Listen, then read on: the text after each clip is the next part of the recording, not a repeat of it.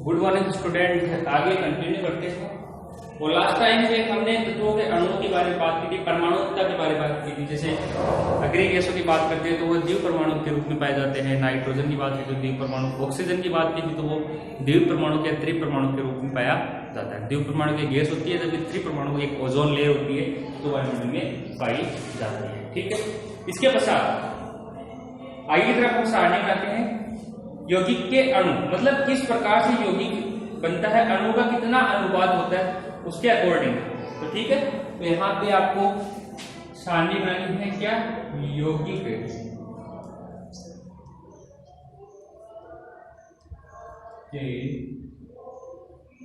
अणु। ठीक है, तो एक तरफ लिखना है आपको यौगिक, ठीक है, दूसरी तरफ लिखना है संयुक्त तत्व।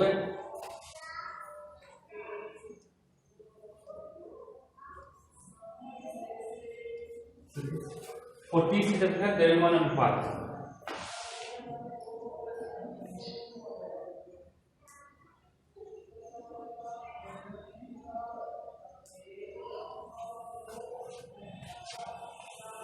जैसे मैं बात करता हूं, जल की बात कर लेता हूं सबसे पहले।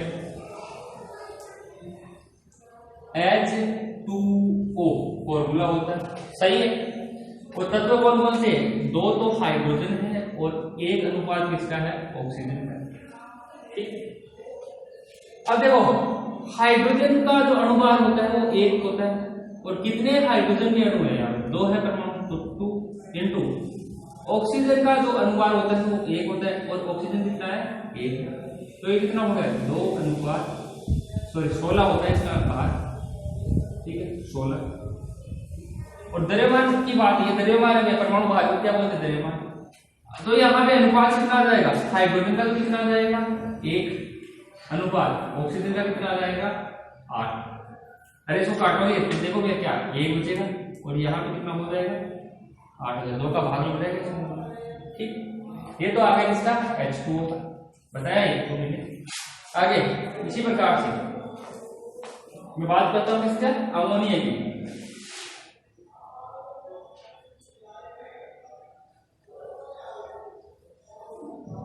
NH3, जहां नाइट्रोजन में कितना है, 1 है, और हाइड्रोजन कितने हैं, 3 हाइड्रोजन है। एक नाइट्रोजन का कितना होता है, 14, और हाइड्रोजन का 3 का 1 का 1 होता है, 3 है तो 3 से मल्टीपल कर दो, कितना हो जाएगा, 14 अनुपात 3। द्रव्यमान का अनुपात क्या आ जाएगा, नाइट्रोजन अनुपात हाइड्रोजन, कितना हो जाएगा, 14 अनुपात 3।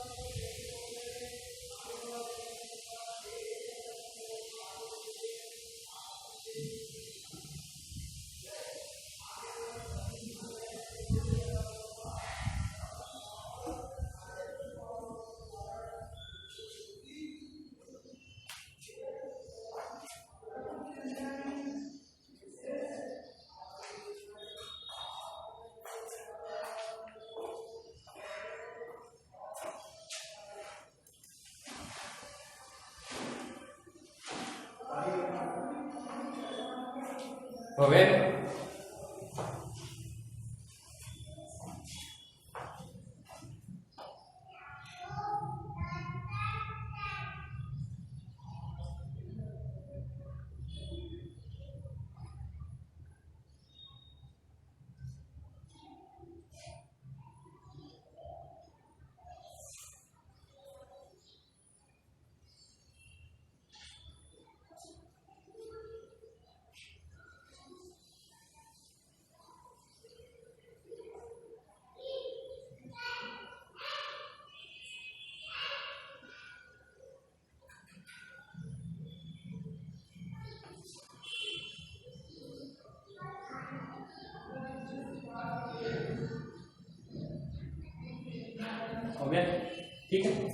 और एक एग्जांपल और बता लो भैया, आप इधर का कार्बन डाइऑक्साइड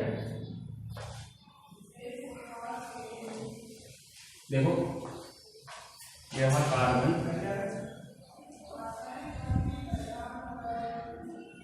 डाई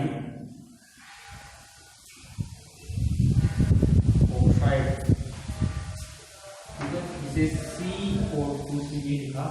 परमाणु कौन कौन से? कार्बन है, अनुपात 2 ऑक्सीजन, ये कार्बन का 12 होता है, एक ऑक्सीजन का 16 होता है, 2 से मल्टीपल कर दो कितना 12 अनुपात 32, काटेंगे कितने से कट जाएगा? 4 से कट जाएगा, 4 3 12 और 8 2 32।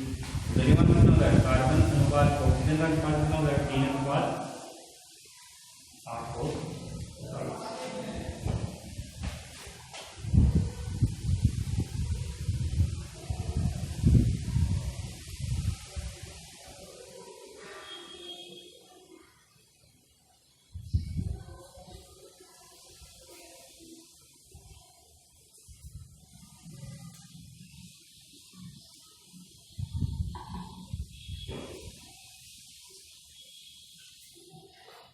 चलिए आगे, ये हो गए यौगिक के अणु। आगे और है परमाणु की संख्या का अनुपात।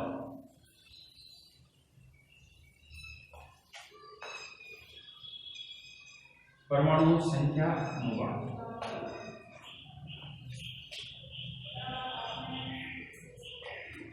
होगी परमाणु संख्या अनुपात।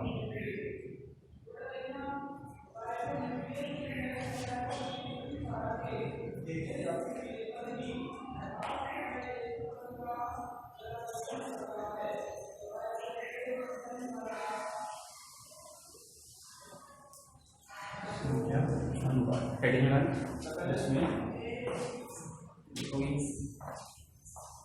करना है, इसमें क्या एक तरह कितना तत्व है, सारणी नहीं समझे आप लोग, समझ सारणी से समझते रहो, ठीक है। एक तरह द्रव्यमान अनुपात,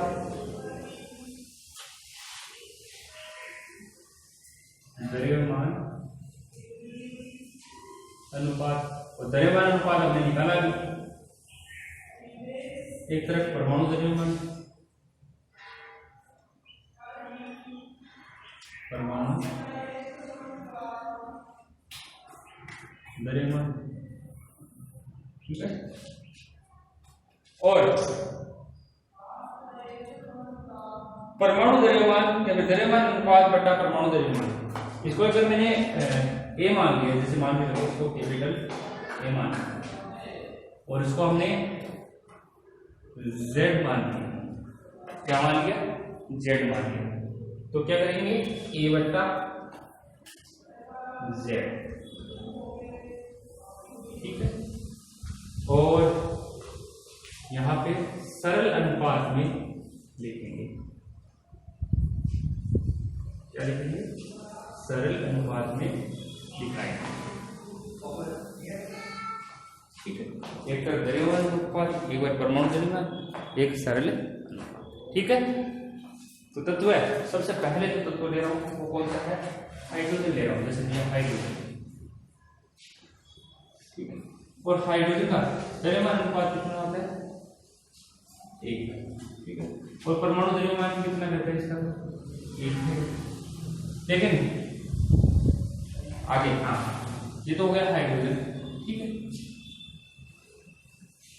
इसी प्रकार से अगर दूसरा में लेता है ऑक्सीजन, ये रहा ऑक्सीजन, H2O के लिए, जल के लिए कारण, तो ऑक्सीजन के लिए द्रव्यमान अनुपात कितना आया था? अभी निकाला था H2O के लिए 1 अनुपात 8, द्रव्यमान अनुपात कितना था? 8। वैसे परमाणु द्रव्यमान कितना होता है इसका?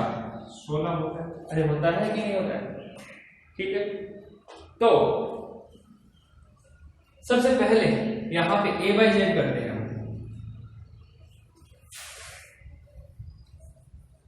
A कितना है? 1 बट्टा 1, तो कितना आया यहाँ पे? 1 आया। ये A क्या है? द्रव्यमान अनुपात बटा Z क्या है? परमाणु द्रव्यमान, 1 आ गया। और यहाँ पे ये कितना है? द्रव्यमान अनुपात 8 बटा परमाणु द्रव्यमान कितना है? 16, ये कितना जाएगा? 1 बटा 2, सही। अब सरल अनुपात में लिखना है, सरल अनुपात में इनको पूर्णांक में लेके आना है, तो इसको 2 से मल्टीपल करूंगा दोनों को, तो ये तो कितना हो जाएगा 1 इंटू 2, कितना हो जाएगा 2 हो जाएगा, और ये 1/2 इंटू 2 कितना हो जाएगा 1 हो जाएगा। सही है। इसका मतलब यहाँ पर हाइड्रोजन तो कितने आएंगे हमारे पास, H2 तो कितने 2, और ऑक्सीजन कितना आएगा 1, और इन दोनों को अगर मैं मिक्स करूंगा तो हमारे पास क्या बनेगा H2, और H2 क्या होता है जल होता है। इसका मतलब जैसे ही इनको मिक्स करते हैं तो क्या प्राप्त होता है H2 को प्राप्त होता सरल सूत्र।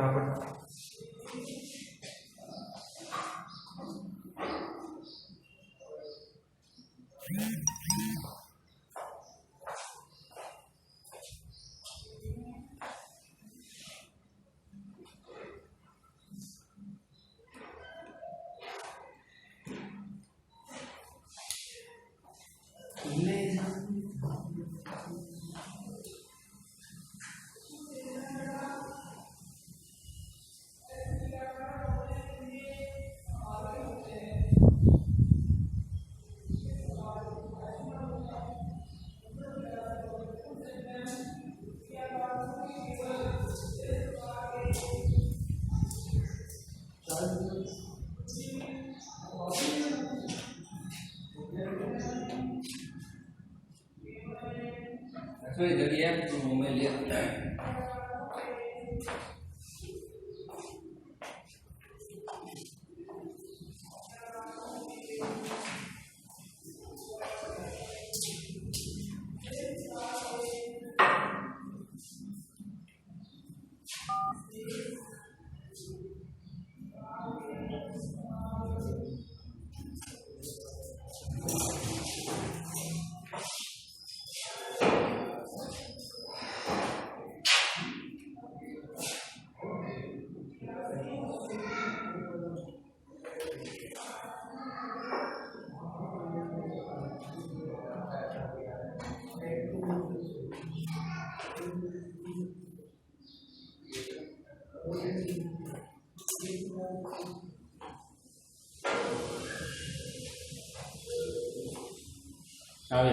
लिया चले आए।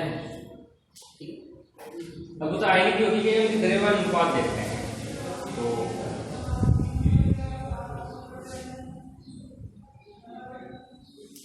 हेडिंग लगाओ आप, आयन क्या होता है बता लिया,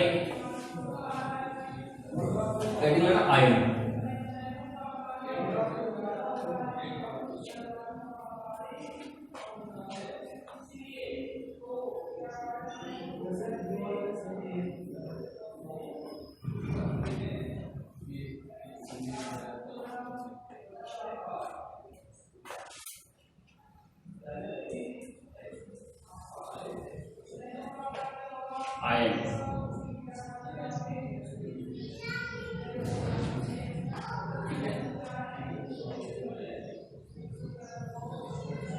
तो सबसे पहले लाइन जाएगी धातु एवं अधातु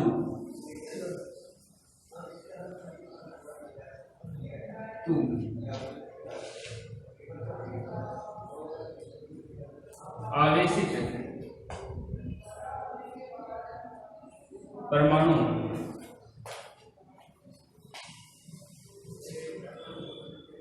संयुक्त होकर आयनिक अणु का निर्माण करते धातु व अधातु आवेशित परमाणु संयुक्त होकर आयनिक अणु का निर्माण करते हैं, जिन्हें क्या कहा जाता है आयन्स कहा जाता है।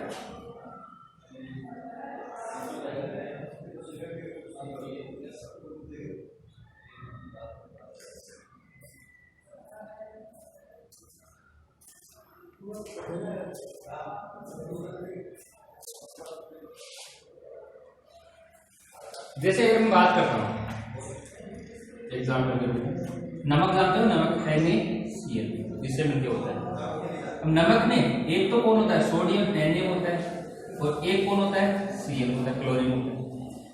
तो सोडियम होता है, ये तो होती है धातु, और इस पे कौन सा आवेश होता है, +1 होता है। और जो क्लोरीन होती है वो कौन सी होती है, अधातु।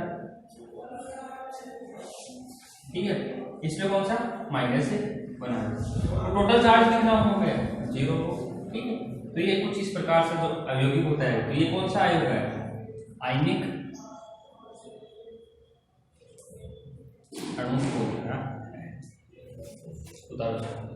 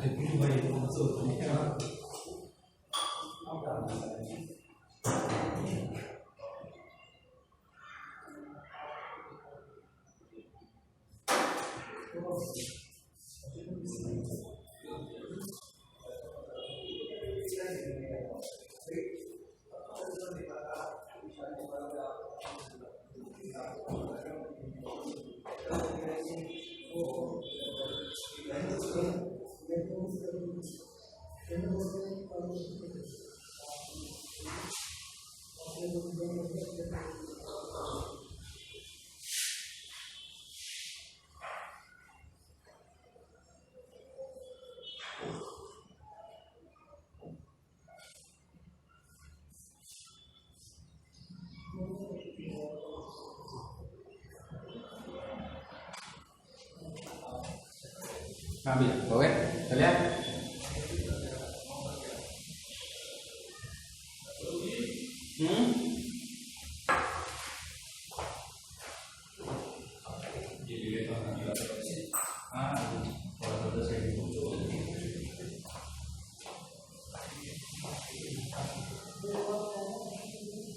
ठीक है,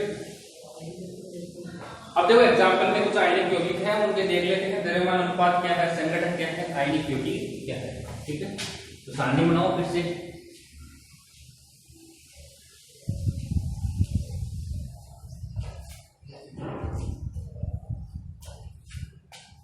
और यहाँ पे आयनिक यौगिक लिख लेना, आयनिक यौगिक। ठीक है, सबसे पहले आयनिक यौगिक लिख के इसको डैश लगा के यहाँ पे लिख लेना यौगिक।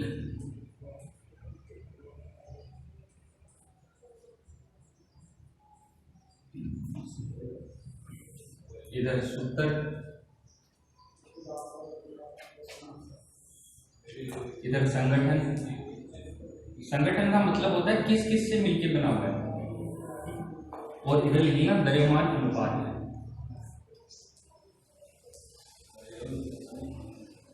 द्रव्यमान अनुपात सही। यौगिक जैसे आपको मैं कोई भी यौगिक बताता हूं, जैसे भैया NaCl की बात कर लेते हैं, आयनिक यौगिक चल रहा है। ठीक है, जिसे बोलते हैं सोडियम क्लोराइड। क्या बोलते हैं, सोडियम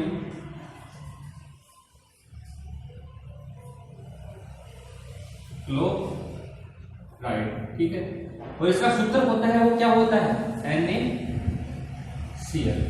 ठीक है, यहां पे सूत्र से पता चल रहा है कि कौन कौन से यहां पे परमाणु उपस्थित है। एक तो है सोडियम,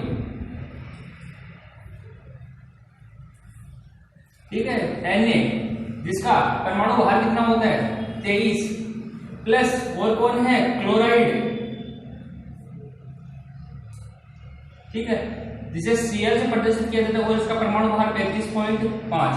तो यहाँ पे द्रव्यमान अनुपात क्या आ जाएगा, 23 तो किसका आ गया, सोडियम का, अनुपात 35.5 किसका आ जाएगा, क्लोरीन का आ जाएगा। ठीक है, दूसरा कैल्शियम ऑक्साइड।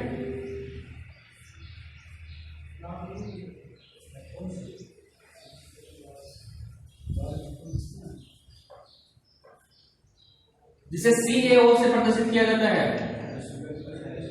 ठीक है, और इसमें कौन कौन से, एक तो है कैल्शियम, दिख रहा है ये, एक और है प्लस ऑक्सीजन, और कैल्शियम Ca कितना परमाणु बाहर होता है इसका, 40, सिंगल है मतलब 20 हो गया, 40 कर लो। ठीक है, और ऑक्सीजन O कितना होता है, 16, तो इसका कितना हो जाएगा, 40:16 हो जाएगा। तो काट दो भैया, 8:2,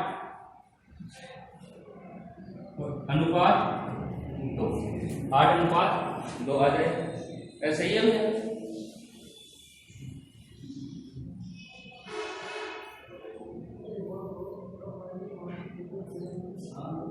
अगला है जो कोष्टक में लिखना है,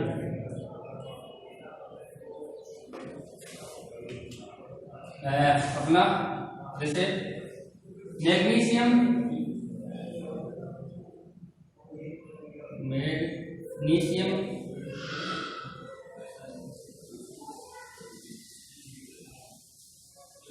सल्फाइड MgS, कौन कौन से तत्व आ गए इसमें, एक तो आ गया मैग्नीशियम आ गया,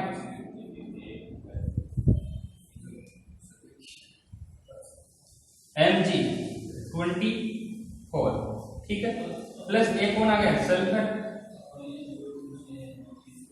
S16, तो कितना हो जाएगा, 24:16, 32 और 30 32, तो ये कितना सरल अनुपात होगा, 8 या 24, 8 जो 32, ये इनका सरल अनुपात, परमाणु द्रव्यमान का क्या करना है, सरल अनुपात करना है। सही, ये हो गया भैया आपका आयनिक सूत्र है।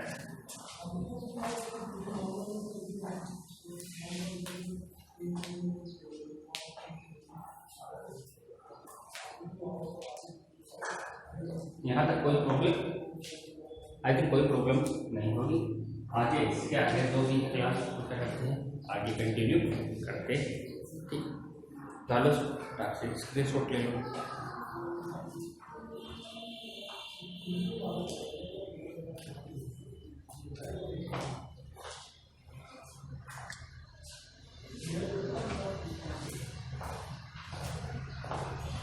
सर